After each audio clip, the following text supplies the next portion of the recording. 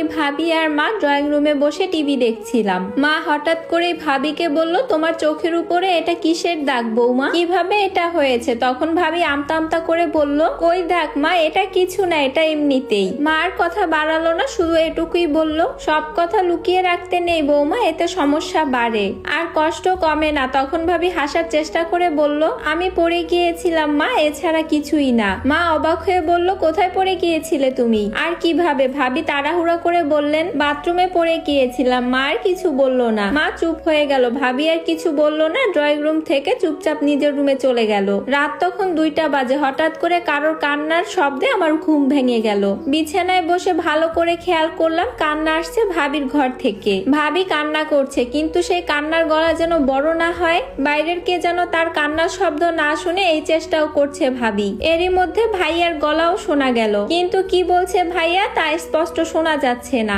আমি বিছানা থেকে নেমে রুম থেকে বের হয়ে গেলাম। তখন আর ভাইয়ার গলা কিংবা ভাবির কান্নার শব্দ কিছুই শুনতে পেলাম না। বড় অবাক হলাম আমি। আচ্ছা, ভাইয়া ভাবি কি দুজনে বুঝতে পেরেছে যে আমি এখানে এসে দাঁড়িয়েছি?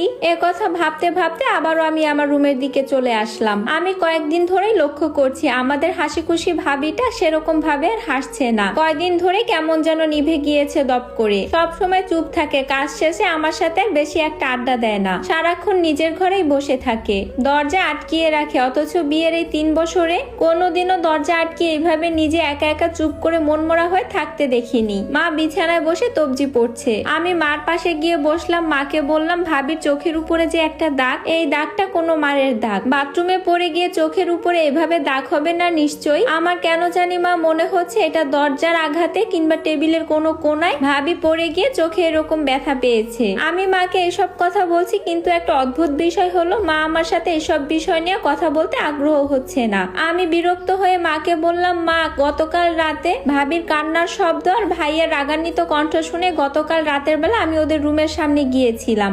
কথা শোনা মাত্রই মা আমার দিকে চোখ গরম করে তাকালেন। তারপর আমাকে বকা দিয়ে বলল, অন্যের ঘরের দরজার সামনে গিয়ে দাঁড়িয়ে কারোর কথা শোনা, আমি কখনো এটা তোর কাছ থেকে আশা করিনি। আমি আরো কিছু বলতে চাইলে মা আমাকে ধমক দিয়ে বলল, এখন আমার সামনে থেকে তুই যা বলছি, আমাকে তুই বিরক্ত করবি না দয়া করে। আমি রাগ আর অভিমান নিয়ে মায়ের কাছ থেকে চলে আসলাম। পরের দিন আমার স্বামী আসলো আমাকে বাড়িতে নিয়ে যাওয়ার জন্য, কিন্তু আমার মায়ের এক কথা, আমার স্বামীর সাথে আমাকে দিবে না। আমার মা আমার স্বামীকে বলল, তুমি আমার মেয়েকে প্রচন্ড মারধর করো। আমার স্বামী আমার মাকে বলল, ওকে আমি প্রচন্ড মারধর করি, এটা কিন্তু ঠিক না। সামান্য বিষয় নিয়ে স্বামী স্ত্রীর মধ্যে তর্ক হয়েছিল, হয়তো আমি ওর গায়ে 2টো হাত তুলেছি।